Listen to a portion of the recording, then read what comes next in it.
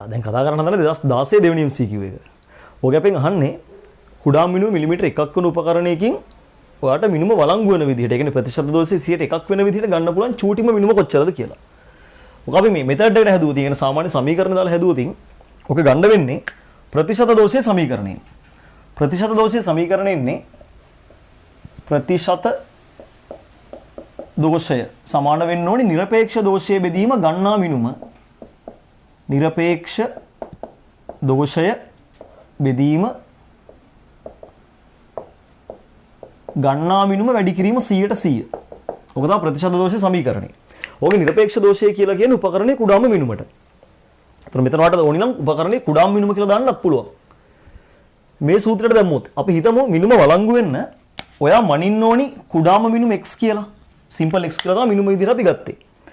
එනවා මේක සමීකරණයට දැම්මොත් දාන්නේ ප්‍රතිශත දෝෂයේ 100ට 1ක් වෙන්න ඕනි. සමානයි නිරපේක්ෂ දෝෂය. ඔය නිරපේක්ෂ දෝෂය සමාන වෙනවා උපකරණයේ කුඩාම මිනුමට. මේක මිලිමීටර 1ක් නේ. එහෙනම් 1 මිලිමීටර.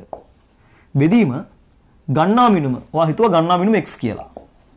වැඩි කිරීම 100ට 100. මේක සුළු කරනකොට x වලගේ ගන්න පුළුවන්. ප්‍රතිශත ලකුණ කැපිලා යනවා දෙපැත්තෙම.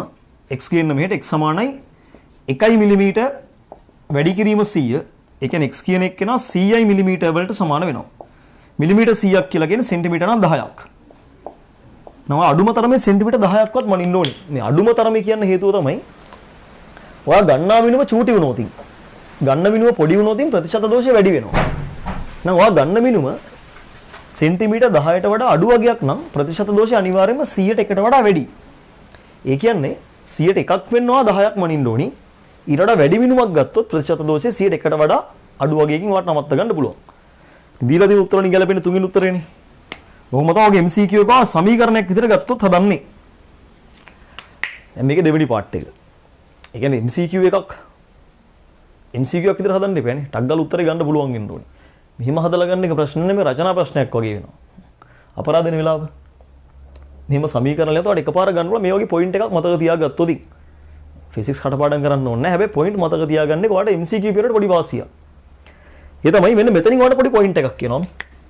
මෙන්න මේ පියවරෙන්. ඒ තමයි x කියනාගේ සමාන වුණා 1 මිලිමීටර වැඩි කිරීම 100ට.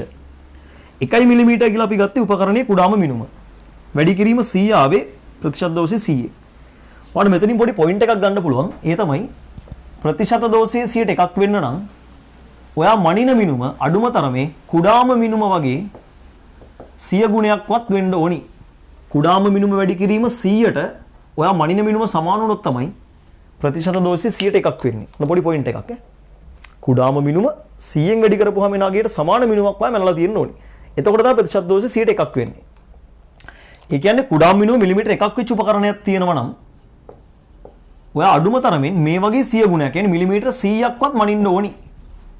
කුඩාම මිනුම 0.1 මිලිමීටර උපකරණයක් තියෙනවා නම් මිනුම වළංගු වෙන්න ඔයා මේ වගේ 100 ගුණයක්. ඒ කියන්නේ 0.1 වගේ 100 ගුණයක්.